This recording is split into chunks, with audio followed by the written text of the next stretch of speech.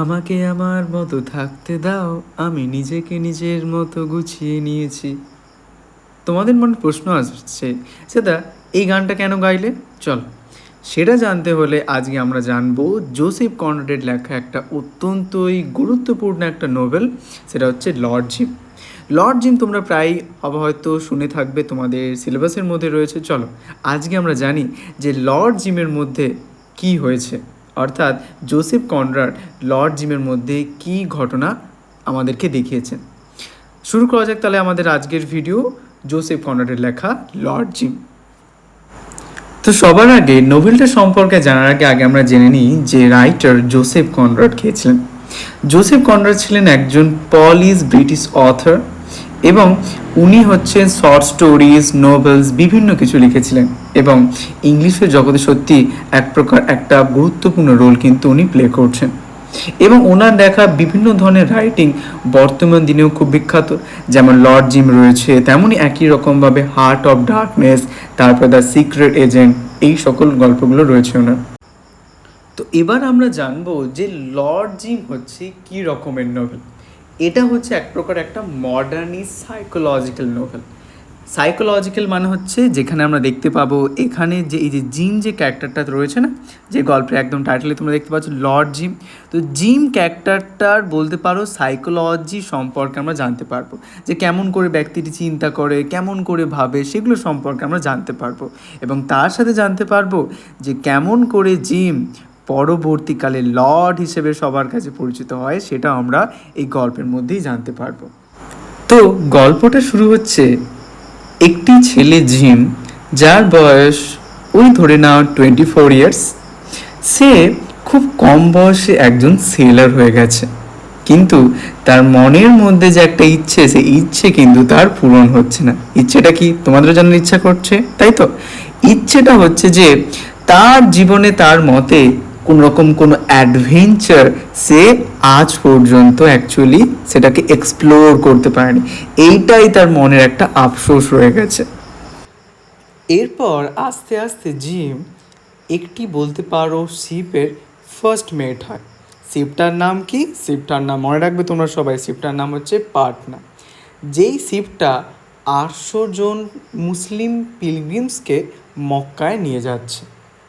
তো এবার এরকম একটি রাত্রে হঠাৎ করে এই পার্টনারশিপটি একটা বলতে পারো আনসিন অবজেক্টকে ধাক্কা খায় এই সমুদ্রে, এবং সেটা কিন্তু খুব একটা ব্যাপকভাবে ড্যামেজ করে এই পার্টনারশিপকে।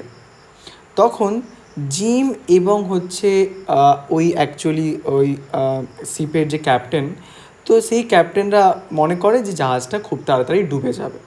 তখন কি করে ওই অ্যাকচুয়ালি জাহাজের ক্যাপ্টেন এবং হচ্ছে দুজন ইঞ্জিনিয়ার তারা ডিসাইড করে কিভাবে তারা বেঁচে পালিয়ে যাবে অন্য কারোর সহায়তা না করে।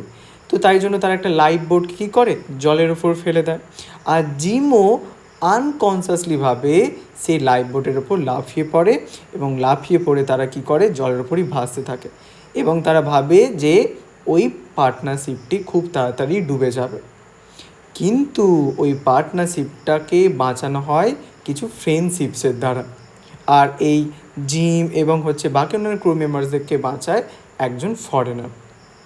এবং জিম এবং তার এই যে ভাবো শিপের যে অন্যান্য ব্যক্তি ক্রিউ মেম্বার্সদের যে এরকম আচরণ, এই আচরণ কিন্তু খুবই একটা খারাপ, একটা সিরিয়াস একটা ক্রাইম। কারণ এরকম একটা শিপকে রেখে দিয়ে জাহাজের ক্যাপ্টেন পালিয়ে যাওয়া এটা কিন্তু ঠিক না। তো পরবর্তীকালে কি হয়, আমাদের জিমকে অ্যাকচুয়ালি কি হয় কোর্টে ডাকা হয়, এবং কোর্টে ডেকে তাকে সব এই সকল বিষয় সম্পর্কে ট্রায়াল তার নেওয়া হয়, এবং আস্তে আস্তে তার যে সার্টিফিকেট, সেই সার্টিফিকেটও কী হয়, সেই সার্টিফিকেট হচ্ছে অ্যাকচুয়ালি নষ্ট করে দেওয়া হয়। মানে সেই সার্টিফিকেট ব্যবহার করে সে আর কোনো দিনও জাহাজে যেতে পারবে না। এই সময় জিমের সাথে আর একটা গুরুত্বপূর্ণ চরিত্র, অর্থাৎ আমাদের গল্পের ন্যারেটার, অর্থাৎ যিনি গল্প বলছেন, আমি নয় বাবা, গল্পের যিনি ন্যারেটার, অর্থাৎ তার নাম হচ্ছে ক্যাপ্টেন চার্লস মার্লো। তো ক্যাপ্টেন চার্লস মার্লোর সাথে দেখা হয় জিমের। তো প্রথমের দিকে ক্যাপ্টেন চার্লস মার্লো ভাবে জিম খুবই রুড পারসন, কিন্তু পরবর্তীকালে জিম যখন ক্যাপ্টেন চার্লস মার্লোর কাছে তার ভুলটাকে যখন অ্যাকচুয়ালি সেখানে বলে যে সত্যি আমার ভুল হয়েছে, তো সেটা ক্যাপ্টেন চার্লস মার্লো শুনে খুব একটা বলতে পারো তার ওই জিমের প্রতি একটু করুণা হয়। তখন তাদের মধ্যে একটা ভালো বন্ধুত্ব তৈরি হয়। তো এবার জিমকে সোসাইটিতে সবসময় মানুষ ঘৃণ চোখে দেখে এবং তাকে খারাপ খারাপ কথা বলতে থাকে, তাকে ক্রিটিসাইজ করতে থাকে। তো জিমের একদমই এটা পছন্দ না। তাই জন্য জিম গানটা বারবার অ্যাকচুয়ালি মানে এরকম একটা গান যেটা আমি প্রথমেই তোমাদেরকে বলেছিলাম যে আমাকে আমার মতো থাকতে দাও, আমি নিজেকে নিজের মতো গুছিয়ে নিয়েছি। তো একই রকম একটা চিন্তা জিমের মধ্যে রয়েছে, যে জিম বলছে যে আমাকে নিজের মতোভাবে থাকতে দাও, ঠিক আছে, আমি চাই না কারো আন্ডারে কাজ করতে, আমার কিচ্ছু ভাল লাগছে না। কিন্তু ক্যাপ্টেন চার্লস মার্লো একদম যেহেতু বন্ধু, তো বন্ধু হয়ে বন্ধুর পাশে দাঁড়ানো তার তো কর্তব্য। তাই জন্য বিভিন্ন ধরনের কাজ অ্যাকচুয়ালি কী করে, মানে জিমকে অ্যাকচুয়ালি বলে যে এই কাজের মধ্যে তুমি যুক্ত হও। কিন্তু জিম একটা কাজও করতে তার ইচ্ছা হয় না, কারণ সবসময় তাকে নিয়ে তার পাস্ট ডেজকে তুলে ধরা হয়। তাই জন্য পাস্ট ডেজ থেকে সে সবসময় পালিয়ে যাওয়ার চেষ্টা করে।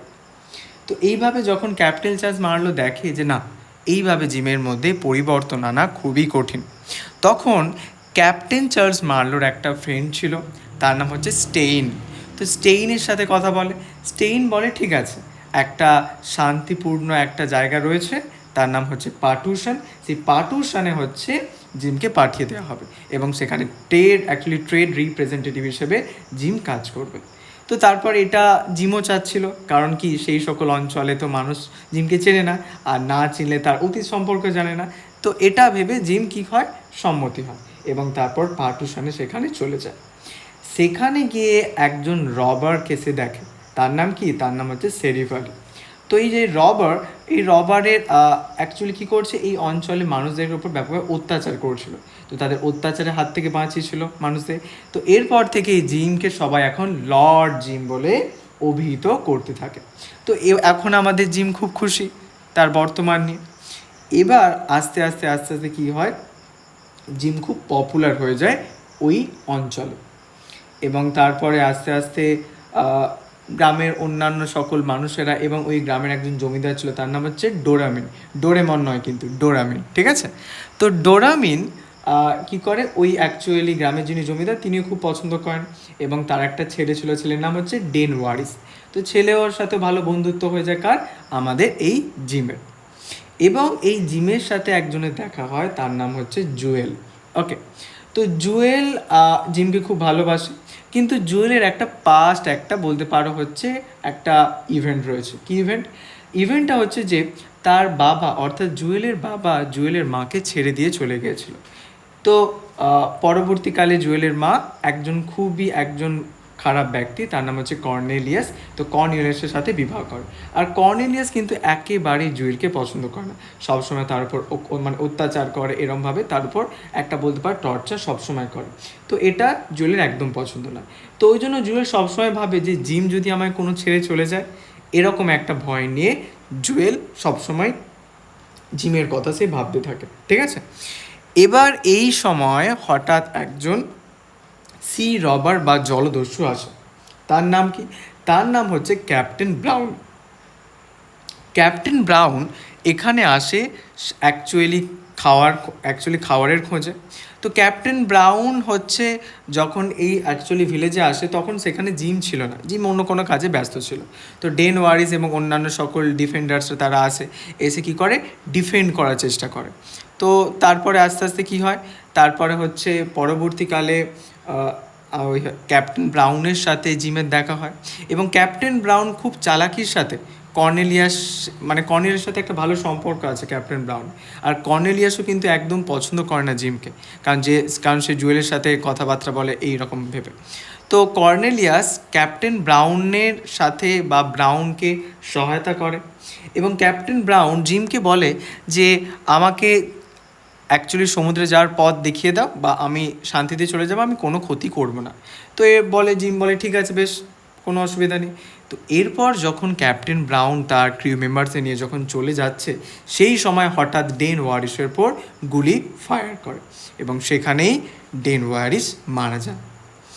এই কথা জানতে পেরে ডোরামিন খুব রেগে যায় এবং রেগে গিয়ে অ্যাকচুয়ালি জিমকে বলে যে জিম, তুমি কিভাবে ওরকম একটা জলদস্যুকে এরমভাবে ফ্রিলি তুমি চলে যেতে দিলে, এসকেপ কিভাবে তুমি করতে দিলে? তখন রাগের মাথায় ডোরামিন কি করে, তার বন্দুকটা বের করে অ্যাকচুয়ালি জিমের বুকে ফায়ার করে এবং জিম সেখানেই মারা যায়। তো এইখানে গল্পের শেষে জিম এবারে কিন্তু তার বা বলতে পারো এই যে ভুল, সে বুঝতে পারছে যে আমার ভুল হয়েছে, এরমভাবে ক্যাপ্টেন ব্রাউনকে এসকেপ করতে দেওয়া ঠিক হয়নি। তো এবারে কিন্তু ভুল থেকে পালিয়ে যায়নি জিম, এবারে কিন্তু ভুলের সম্মুখীন বা তার অতীতের সম্মুখীন হয়েছে কিন্তু জিম। তো এইভাবে কিন্তু গল্পের শেষে জিম কিন্তু লর্ড হয়েই রয়ে যাচ্ছে সবার কাছে। ঠিক আছে, তো এই হচ্ছে গল্প জোসেফ কনরাডের লেখা লর্ড জিম। ঠিক আছে, যদি কারো কোথাও কোনো কোয়েশ্চেন বা কোয়ারি থাকে নোভেলটা রিলেটেড, অবশ্যই তোমরা কমেন্ট সেকশানে জানাতে পারো।